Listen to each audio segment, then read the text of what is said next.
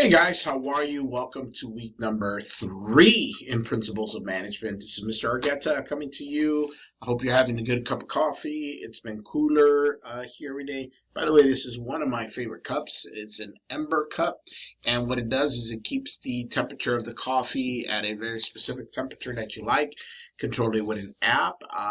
But either way, today I am drinking the Nespresso machine.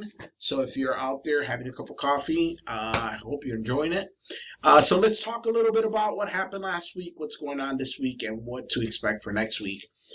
So by the way, it's been a little cooler in the morning, which is nice. I kind of like the cooler weather. As you know, I'm from Chicago, so cold doesn't scare me as much as it does some of the people here. Um, I'm not a huge fan of the hot weather. So this is nice. This is isn't below zero, so it's always good to stay above that freezing weather. But anyhow, that said, I hope you're doing well in your discussion posts. I have to reiterate here that discussions are 30% of your overall grade, so it's very concerning if someone isn't doing well on discussions. The reason why I do that, and I don't want to keep harping on stuff, but I want to give you the best opportunity to successfully pass this course. I wouldn't be too concerned about missing a assignment in Blackboard, a quiz or a homework, because you have so many of those. You technically have 16 quizzes and 16 assignments, because that's the amount of chapters you're going to do, and 16 smart books.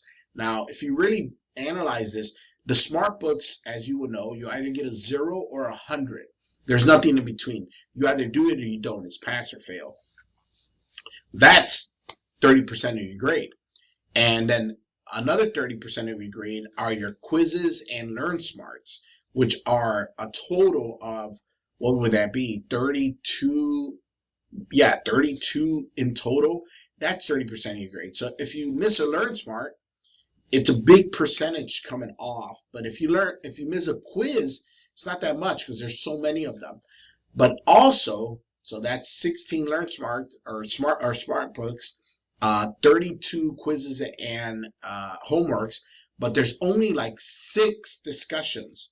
So if you miss a discussion, which is also 30% of your grade, you are going to lose a lot of points very quickly. So it concerns me when people don't analyze how they're being graded, because they get concerned or hyper concerned over, like, I didn't get this quiz. It's not that big of a deal. You didn't do your homework, your Learn Smart, or you didn't do your discussion post, you are losing a lot of points. A lot of points. So, and of course, 10% is your midterm and your final. I've explained this in video 1 where how you're being graded, but it seems like I don't think it registers with a lot of people how important it is to understand the breakdown of your grades. Not all things are equal. So make sure you are taking time to do your discussions, because that's going to impact your grade the most. The reason why I do that is because we live in a digital world. I know you guys have access to information at your fingertip. So doing your homework and doing the Learn Smart and doing your quizzes, it's not that big of a deal. I get that. I when I look at this course, I understand that it's not going to be difficult to get those answers. But creating your own thoughts and putting them in a understandable format, that is going to be more valuable to me, because then I know if you're understanding the material or not. In your discussion, if I see that you have no clue what you're talking about, I'm going to give you a 0. I'm not going to take that as an answer. So that's why I harshly grade the discussions. That's why it takes me a little more time, because I read through them. I am not going to accept a discussion that has no answer to the question. I'm going to give you a 0. That is not an appropriate thing. If you're just going to spin in circles and not answer the question, I will not grade it. Yeah, you can do great in all the other stuff, but you're going to lose 30% of your overall grade if you do not do your discussion. So enough of that. Let's talk about last week. We talked about an ethical perspective. Yes, there is no possible way that anybody can adhere to one ethical perspective. We use them in different situations with different people, different circumstances.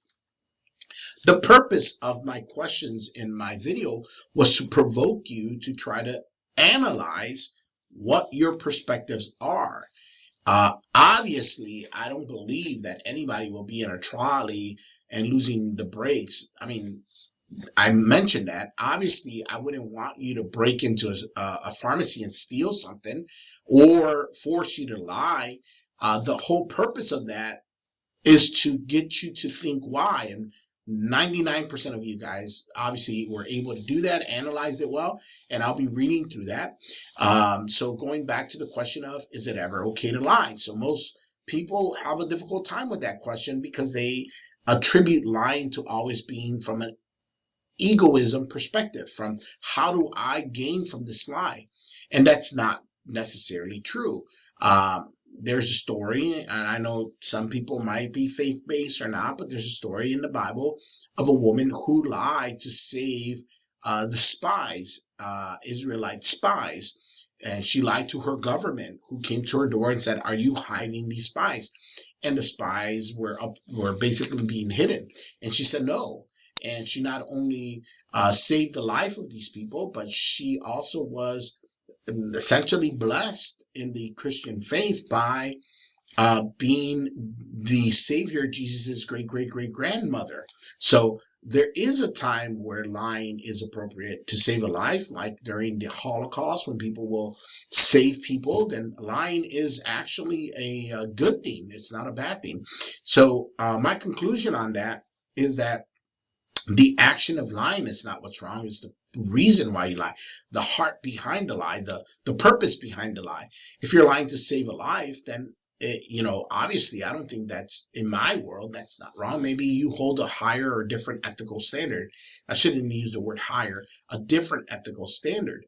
But if I'm going to save someone's life, I'm going to lie. If someone comes to my house with weapons, and I'm trying to put you in a position where you analyze this and not say, well, that would never happen. Of course, I hope it would never happen. But someone shows up to my house and says, "Are you the only one in the house? I am going to destroy everything here." I'm going to say, yes, I'm the only one in the house, even though my family might be there to save their lives. So that said, moving on. This week, we're going to focus on what's called a SWOT analysis. A SWOT analysis is an acronym for strengths, weaknesses, opportunities, and threats. Now, the first two, the strengths and weaknesses, are what's done internally, like from an internal company perspective. The opportunities and threats are what's external. And we talked about this a little bit last week. A business cannot survive on its own. It needs the external environments to give you the opportunities to be able to run your business. So in my example, many years I used to use an example saying, like, if I wanted to start a business, and I said, let's start a taco truck, or a taco restaurant. What would I do? What's my strengths, internal strengths? And I would say my internal strengths are basically, I'm going to use only high quality ingredients. I have different recipes from different areas of Central and South America. I'm only gonna make everything hand and daily fresh. I'm gonna offer top quality meats. I am gonna, use unbelievable ingredients. La la la, so on. Well, so what's my weakness? My weakness is that no one knows me. I don't have any brand recognition. My weakness is I have to start from scratch. I have to buy everything. So those are all internal. And what I'm going to want you to do is if you can watch the video's not necessarily essential. It just talks about a SWOT, but you can also Google what a SWOT looks like. And I would like for you to use your creative juices to create a SWOT analysis. Don't just create a list for me. Create it in a format that's visibly appealing, like if you would do it in business. And this is a tool that's used in business to position your company. And we use this a lot. The external factors, which are the opportunities, are what's going on in the outside of your business, what's going on in your environment. opportunities in your environment. For example, maybe there's a big group of people that are now becoming more conscious of their food and what they eat. So I'm going to start offering a fusion version of the taco, like tofu taco instead of a steak taco, or I'm going to cater to my environment. I'm being here in the South. I'm going to make the green instead of red tomatoes. I'm going to make a fried green tomato taco with fried chicken. I don't know. I'm going to try to appeal to my environment. I'm going to look for the opportunities that the environment has. But what are some of the threats externally as well? Some of my threats is that you can't drive 2 minutes without running into another taco shop or taqueria. You're going to see tacos everywhere. You can go to Taco Bell. You can go to Del Taco. You can go to Las Palmas. You can go to a bunch of taco shops. So that's a threat. And what's another threat? Another threat is maybe the community now is like saying, well, we want something new, something different. There's too much of the Latin or Mexican cuisine here. We want something unique, so a new experience. There's a lot of people like experiences. Uh, Maybe they like the fact that someone comes out with a little grill and cooks a taco in front of you and makes it, I don't know, something else, external threats. So we do this because we position ourselves in a proper place when we look at stuff like that. Like in this case, where would I put this? Where would it be successful? So my goal is for after you read chapter 5 and if you get a chance to watch the video, is create a company or build a company or find a local company and create a SWOT analysis of that company. I don't want you to go and just pull a SWOT online because it's going to flag you, or just to go to ChatGPT and type in create a SWOT analysis because it's going to recognize that you did that and you'll get a 0 for that. I want to know that you know how to do this because that's the whole purpose of the discussion. So I'm looking forward to it. I hope these videos are helping. I hope you guys are staying warm in the morning, and then obviously by the afternoon it gets pretty cool or pretty warm. I'm sorry, yeah, it gets hot, so you're staying pretty cool. Other than that, that's it, guys. It's been a busy registration week. If you haven't signed up for registration, please book an appointment. You should see some stuff on your announcements. I also emailed you 2 links to the 2 advisors currently available right now. We'll get a 3rd one coming in for next semester, but right now we're running it with 2 people advising. So make sure you take time to do that. The schedules book up extremely fast, so make sure you please do that as a returning student. Other than that, I think that should cover it. Talking about food, I got to go see my daughter for a minute. She lives in Athens, as I mentioned, and we went to a Vietnamese restaurant that she told me about and ate some fried chicken skins that were delicious and a Vietnamese street corn, which looked a little bit like the Mexican street corn, but the flavors were so different. It was grilled corn on a cob with a bunch of stuff on there. It was unbelievable. So, as you can tell, I love food. I love coffee and enjoying this weather. So, I hope you guys are enjoying the class. It's great to read your post.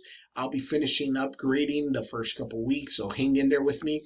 And then to next week, it will be our midterm week. So, please remember, I do not provide a study guide because I've already mentioned all the questions that are in your weekly quizzes will be in your midterm. I do not go back. I do not open up previous quizzes.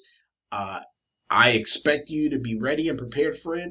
It is a timed scenario because you should know this information by now. So you only get 1 shot at that. So don't be surprised. It's multiple choice. So you should be ready to be quickly go through that and know that information and boom, boom, boom, boom, boom, boom, boom. Be able to do that within the allocated amount of time.